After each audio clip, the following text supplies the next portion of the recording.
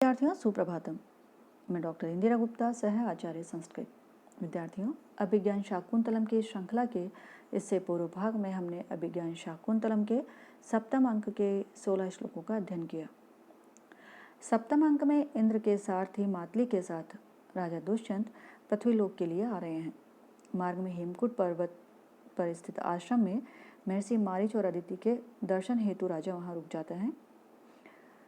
राजा दुष्यंत वहाँ महर्षि मारीच से मिलने हेतु प्रतीक्षारत हैं कि वे देखते हैं कि तपस्विनियों के साथ एक बालक क्रीड़ा कर रहा है,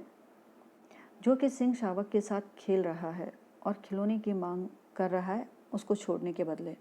मतलब तपस्विनियाँ जो हैं उस सिंह शावक को छोड़ने की कह रही हैं, लेकिन वह कह रहा है कि यदि इसे लेना है तो पहले मुझे खिलौना दो, और इस हेतु अपने हाथ को फैलाता है। राजा उस बालक के हाथ को देखकर और कहता है, प्रलोभ्य वस्तु प्रणय प्रसारितो विभाति जाल ग्रंथिता अंगुली कर है अलक्ष्य पत्रांतरम इधरा गया नवोशसा भिन्न एव एक पंकजम। कि प्रलोभ्य वस्तु प्रणय प्रसारितो, लोभनीय वस्तु या खिलौने के लिए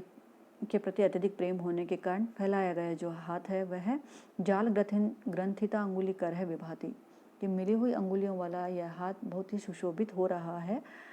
जो कि इधर आ गया, जिसकी लालिमा बढ़ी हुई है, ऐसा नवोशसा नवीन उषा काल के द्वारा भिन्न एवं विकसित हुआ सा अलक्ष्य पत्रांतरम, जिसके पत्तों के बीच का भाग स्पष्ट दिखाई नहीं पड़ रहा है, एक पंकजम, एक अलौकिक कमल के समान, अद्वितीय कमल के समान दिखाई दे रहा है, सुशोभित हो रहा है। कहने का है कि इस बच्चे का जो हाथ में है लालिमा भी बहुत है, जिसकी अंगुलियां हैं वो भी गुथी हुई हैं, कोमल हैं, कमल के पंखुड़ियों के समान कोमल हैं, और साथ में जिस प्रकार से उषा काल में जो कमल है कुछ कुछ विकसित होता है और कुछ पूर्णतः से खिला हुआ नहीं होता, लेकिन चूँकि कलियां हैं वो विकास को हो रही हैं, तो उसी प्रकार का इसका हाथ दिखाई दे रहा है। कहने का है कि यह राजसी चिन्हों को धारण करता है। जो वहाँ पर दोनों तापसियाँ हैं जिनके साथ वह बालक खेल रहा है, तो तापसी कहती है कि अपनी दूसरी तापसी से कि सुव्रता जाओ और जा कर के ऋषि कुमार का एक मिट्टी का मोर रखा हुआ है उसे ले आओ। दूसरी तापसी ये कहकर चल जाती है कि ठीक है मैं लेकर आती हूँ। बालक कहता है कि तब तक मैं इसी के साथ खेलूँगा, मतलब इसी सिंह शावक के साथ, मैं सिंह के बच्चे के साथ मैं खेलूँगा, और अपनी जो मुख की जो दंतावली है उसको दिखाता है, चिढ़ाता है उस तापसी को। राजा उसकी उस नटखट या बालसुलभ चेष्टा को देख करके कहता है कि मैं इसे बहुत चाहता हूँ, क्योंकि आलक्ष्य दंत मुकुला अनिमित्त हासई अव्यक्त वर्ण रमणीय वचः प्रवृत्ति अंकाश्रय प्रणयिन है तनयांत वहंतो धन्या तद अंग रजसा मलिनी भवंती। वो कहता है कि अनिमित्त हासई, बिना किसी कारण के ही आलक्ष्य दंत मुकुला, जिसके दांत रूपी अंकुर कुछ कुछ दिखाई पड़ने लगे हैं, कुछ कुछ दिखाई पड़ते हैं। अव्यक्त वर्ण रमणीय वचः प्रवृत्ति, और अव्यक्त वर्ण स्पष्ट रूप से वर्ण सुनाई नहीं देते, अस्पष्ट सी वर्णों वाली रमणीय वचः है, जिसके का बोलना बहुत रमणीय प्रतीत होता है, ऐसे उस अव्यक्त शब्द वर्णों को बोलने में लगा हुआ। अंकाश्रय प्रणयिन है, और जो अपने पिता की या माता की गोद में रहने का इच्छुक होता है, ऐसे इन तनयान, ऐसे इन पुत्रों को वहनतः धारण करने वाले वे व्यक्ति धन्य हैं, बहुत भाग्यशाली हैं, जो कि तद अंग रजसा, इन बालकों के शरीर के धूल से मलिनी भवंती, मलिन होते हैं। क्योंकि राजा संतानहीन है, तो उस बालक को देख करके उसमें एक पिता के जो भाव हैं वो उमड़ रहे हैं, और उस बच्चे के प्रति उसकी स्पृहा हो रही है। उस स्पृहा के कारण वह उसमें जो बालसुलभ चेष्टाएं हैं उसको आकर्षित कर रहे हैं, और वह उन व्यक्तियों को उन धन्य कहता है जिनको कि पिता का दर्जा प्राप्त हुआ है, जिन्हें अपने को पिता कहलाने का सौभाग्य प्राप्त हुआ है, उन बच्चों के साथ खेलने का, उन बच्चों की बालसुलभ चेष्टाएं देखने का सौभाग्य प्राप्त हुआ है, उनको वह धन्य मानता है। वह कहता है आलक्ष्य दंत मुकुला अनिमित्त हासे, बिना कारण के ही हंसने से जिसकी दंत कलियाँ कुछ कुछ दिखाई पड़ने लगी हैं, अव्यक्त वर्ण रमणीय वचः प्रवृत्ति, और अस्पष्ट वर्णोच्चारण के कारण, तोतली बोली के कारण, जिनका बोलना बहुत मनोरम लगता है, अंकाश्रय प्रणयीन है, और जो गोद में रहने के इच्छुक रहते हैं, ऐसे तनयान महन, तो ऐसे पुत्रों को गोद में धारण करने वाले धन्य भाग्यवान भाग्यशाली लोग ही होते हैं, जो कि तद अंग रजसा मलिनी भवंती, जो कि उन बालकों के गोद में लेने पर उन बालकों के शरीर पर लगी हुई धूल से रजहा धूल से मलिनी भवंती, धूमिल होते हैं या मलिन होते हैं। राजा ऐसा विचार ही कर रहा है कि तापसी कहती है, अच्छा तू मुझे कुछ नहीं समझता है, मतलब मेरा कहना तो नहीं मानता है, इस सिंह शावक को नहीं छोड़ रहा है, इस सिंह शावक को परेशान कर रहा है, तो ठीक है मैं किसी ऋषि कुमार को बुलाती हूँ। और अब आवाज़ देती कि कोई है जो कि इस बालक से इस सिंह शावक को छुड़ाए। राजा समीप में ही वो दृश्य देख रहा होता है, तो वह समीप में जाकर हंसता हुआ कहता है, अये भू महर्षि पुत्र है, हे महर्षि पुत्र, एवं आश्रम विरुद्ध वृत्ति न संयम किमिति जन्म तह त्वया सत्व संशय सुखो अपि दूष्यते कृष्ण सर्प शिशु नेव चंदन, कि एवं इस प्रकार से आश्रम विरुद्ध वृत्ति न, आश्रम के विरुद्ध आचरण वाले तुम्हारे द्वारा जन्म से ही सत्व संशय सुखो अपि, प्राणियों के आश्रय के लिए सुख कर भी संयम जो क्षमाशीलता है, किम इति दूष्यते, क्यों दूषित की जा रही है, अर्थात इस प्रकार का जो तुम्हारा व्यवहार है, जो कि तुम प्राणियों के बच्चों को परेशान कर रहे हो, सिंह के शावक को परेशान कर रहे हो, सिंह के बच्चे को परेशान कर रहे हो, यह जो तुम्हारा व्यवहार है वृत्तिना, यह जो व्यवहार है यह आश्रम के विरुद्ध है, क्योंकि आश्रम का जो आचरण या नियम तो इस प्रकार से कि जन्म से ही प्राणियों के आश्रय के लिए है, आश्रम सुखकर होता है, और यहाँ पर जन्म लेने वाले, यहाँ पर रहने वाले सभी क्षमाशील होते हैं। लेकिन तुम तो इसके नियम के विपरीत कार्य कर रहे हो, और तुम्हारे द्वारा यह आश्रम उसी प्रकार से दूषित किया जा रहा है, तुम्हारे कार्य व्यवहार के द्वारा दूषित किया जा रहा है, जिस प्रकार से कि कृष्ण सर्प शिशु चंदन एव, जैसे काले सर्प के बच्चे के द्वारा चंदन वृक्ष दूषित किया जाता है, उसी प्रकार से तुम दूषित कर रहे हो। राजा बालक से कहता है कि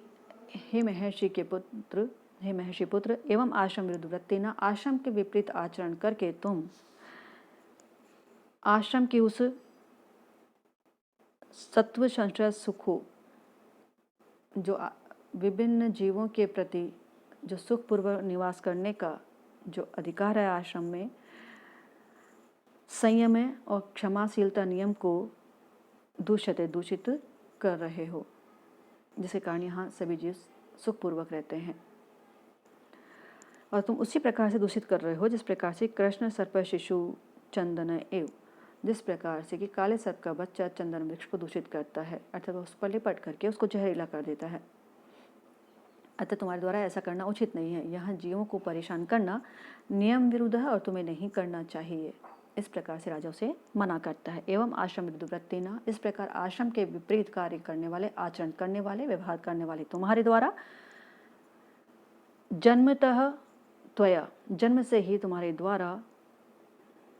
सत्व संशय सुखो अपि, सभी प्राणियों के आश्रय के लिए सुख कर भी संयम है, क्षमाशील नियम को दूषित किया जा रहा है। किमिति, किस लिए, इस प्रकार से वह यह कह करके और बालक के हाथ से बच्चे को, जो सिंह शावक है, उसको लेना चाहता है।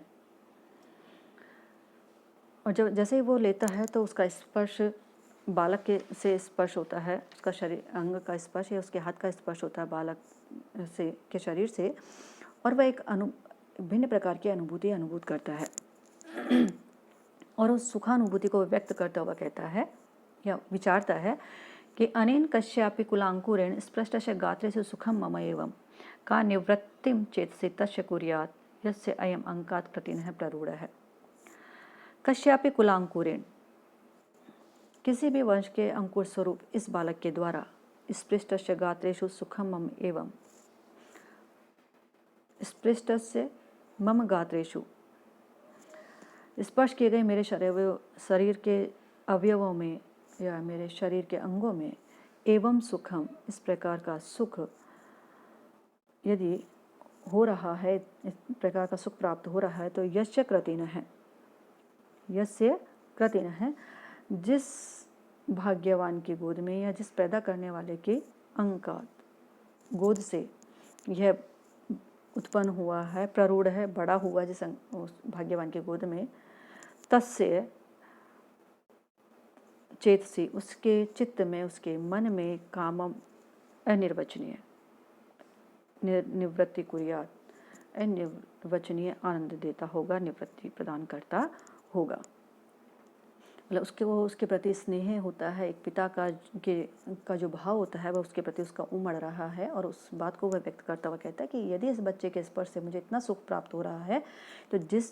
पिता ने इसको उत्पन्न किया है, जिस पिता के गोद में यह खेल रहा है, उसे कितना सुख प्राप्त होता होगा, उसका मैं उसको व्यक्त नहीं कर सकता। अनेन कश्यापि कुलांकुरेण, किसी भी वंश में उत्पन्न कुल के अंकुर स्वरूप है जो बालक है, स्पृष्टस्य गाते से सुखम मम एवं, इस बालक के द्वारा स्पष्ट किए गए मेरे शरीर के अंगों में ऐसा सुख हो रहा है, तो यस्य कृतिन है अंकात अयम प्ररूढ़ है, जिस भाग्यवान की गोद से यह उत्पन्न हुआ है और जिसके गोद में यह बड़ा हुआ है, तस्य चेतसी काम निवृत्ति कुर्यात, उसके मन में किस आनंद को उत्पन्न करता होगा, यह व्यक्त करना मुश्किल है। तापसी उन दोनों को देख करके कहती है, समीप में देख करके, कि आश्चर्य की बात है कि आप दोनों की आकृति मिल रही है। और साथ ही वह यह भी कहती है कि यह ऋषि कुमार नहीं है। तो राजा कहता है फिर ये किस वंश का है? तापसी कहती है पूर्व वंश का। राजा मनी मन में सोचता है कि राजा हम दोनों को समान आकृति वाला इसीलिए मान रही है। और साथ ही वह विचार भी करता है कि जो पुरुवंशी हैं वो तो उम्र के अंतिम पड़ाव पर आकर के आश्रम में निवास करते हैं। यह जो बालक है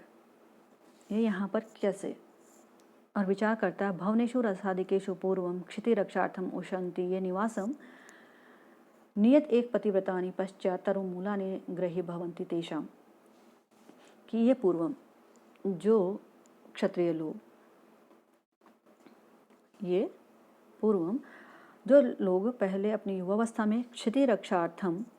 पृथ्वी की रक्षा के लिए रसादिकेषु भवनेषु ऐश्वर्यों से युक्त भवनों में निवासम उशन्ति निवास करते हैं, उन सुख सुविधाओं का उपभोग करते हैं। पश्चात और उम्र के बाद, उस उम्र के बाद में या अर्थात वृद्धावस्था में तेषाम उनके नियत एक पतिव्रतानी एक नियम धारणी पतिव्रता पत्नी वाले होकर के तरुण मूलानी ग्रही भवंती वे वृक्षों की जड़ों में अपना घर बनाते, उनके घर होते हैं मतलब वो अपना घर बनाते हैं। कहने का है कि वे युवा अवस्था में पृथ्वी की रक्षार्थ भवनों में रहते हैं और उसके बाद में जब उम्र का अंतिम पड़ाव होता है, जब शरीर अक्षम हो जाता है समाज की रक्षा करने में, राष्ट्र की रक्षा करने में, तब वे आश्रमों में जा कर के और वृक्षों के नीचे अपना जीवन व्यतीत करते हैं, संन्यास आश्रम को धारण करते हैं। इस प्रकार राजा मनी मन विचार करता है। ये पूर्वम क्षिति रक्षार्थम रसादिकेषु भवनेषु निवासम उशन्ति, जो पूर्ववंशी राजा पहले युवावस्था में पृथ्वी पालन के लिए संपूर्ण भोगों से परिपूर्ण भवनों में रहना चाहते हैं और पश्चात और बाद में वृद्धावस्था में तेषाम नियत एक पतिव्रतानि उनमें एकमात्र पतिपरायणा पतिव्रता पत्नी के साथ में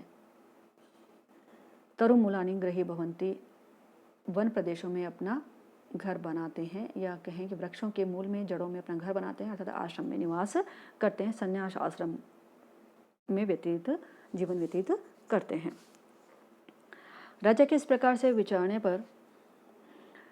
प्रकट में वह कहता है कि यह आश्रम तो इतनी आसानी से प्राप्त नहीं होता। जो अपना पहले अपना सामर्थ्य समाज में और राष्ट्र में लगा चुके होते हैं, उनको बाद में संन्यास आश्रम में यह स्थान प्राप्त होता है। तापसी कहती है, आप ठीक कहते हैं, लेकिन यह यहाँ पर अपनी शक्ति से नहीं अपितु महर्षि मारीच, इसकी माता का संबंध महर्षि मारीच से है। अतः मारीच के आश्रम में इसकी माता ने इस बालक को उत्पन्न किया है, इसलिए यहाँ पर निवास कर रहा है। राजा को कहीं ना कहीं एक आशा बनती है अपनी प्रिया शकुंतला से मिलने की, लेकिन फिर वह कहता है कि यह इसकी माता किस राजर्षि की पत्नी है। तो वो कहती है तापसी कि उस राजा का नाम लेने का कोई फ़ायदा नहीं है, क्योंकि जो उसने अपनी धर्म पत्नी का परित्याग कर दिया है। राजा को फिर अपने आप से समानता मिलती है और वह अपने उस बालक से अपने संबंध को और नज़दीक पाता है। साथ ही वह अपनी उसकी माता का नाम नहीं पूछता, लेकिन जैसे ही एक दूसरी तापसी मयूर को लेकर के आती, खिलौने मयूर नामक जो खिलौना है उसको लेकर के आती है, तो वो कहती है कि पुत्र शकुंतलावण्यम प्रेक्षस्व, शकुंतला के सुंदरता को या पक्षी की सुंदरता को देखो।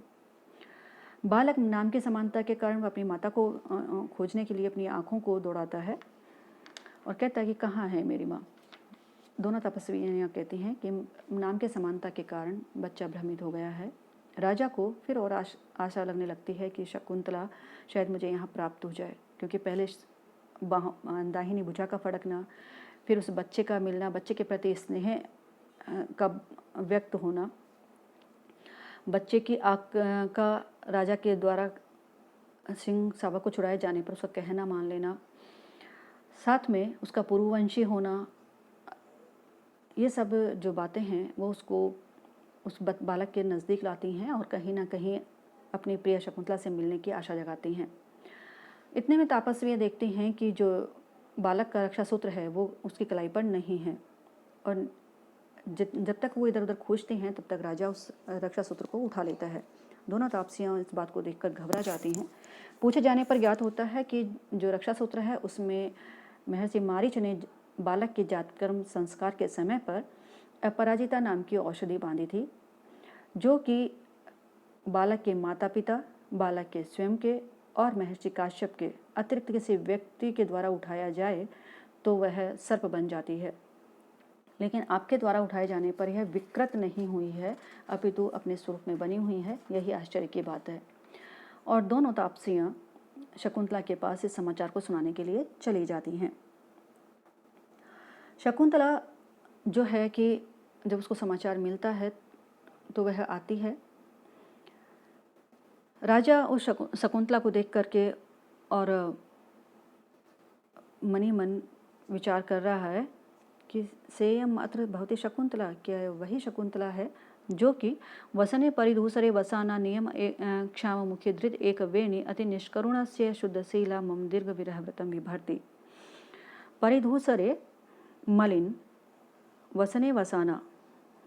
वस्त्रों को धारण किए हुए, नियम क्षाम मुखी, नियम पालन के कारण कृष्ण मुख वाली, धृत एक वेणी को धारण किए हुए, शुद्ध शीला पवित्र आचरण वाली, अति निष्करुणा से और अत्यंत कठोर, मम मेरे दीर्घ विरह व्रतम लंबे विरह के व्रत को विभर्ती पालन कर रही है। अत्यंत कठोर इसलिए क्योंकि मैंने जब यह गर्भवती थी तो अपनी गर्भिणी प्रेयसी शकुंतला को या अपनी पत्नी को का परित्याग कर दिया था, जिसके कारण मैं अत्यंत कठोर हूँ और मेरा जो यह व्यवहार था यह अत्यंत कठोर था। इतने निष्ठुर मेरे परित्याग कर दिए जाने पर भी उसके विरह के व्रत को, यह जो कि अत्यंत कठोर व्यवहार के कारण और भी दीर्घ प्रतीत होता है, ऐसे इस विरह व्रत को धारण कर रही है। राजा विचारता है, वसने परिधूसरे वसाना, मलिन वस्त्रों को पहने हुए, नियम क्षाम मुखी, नियम पालन के कारण शुष्क मुख वाली, धृत एक वेणी को धारण किए हुए, अति निष्करुणा से और अत्यंत कठोर, इसके परित्याग कर दिए जाने के कारण अत्यंत कठोर प्रतीत होने वाला मेरा जो व्यवहार है, यह मैं शुद्धशीला और शुद्ध आचरण वाली यह शकुंतला, मम दीर्घम विरह व्रतम विभर्ती, मेरे लंबे इस विरह के व्रत को पालन कर रही है और वह उसे पहचानने का प्रयास करता है। आज इतना ही, बाकी का अगले भाग में। धन्यवाद।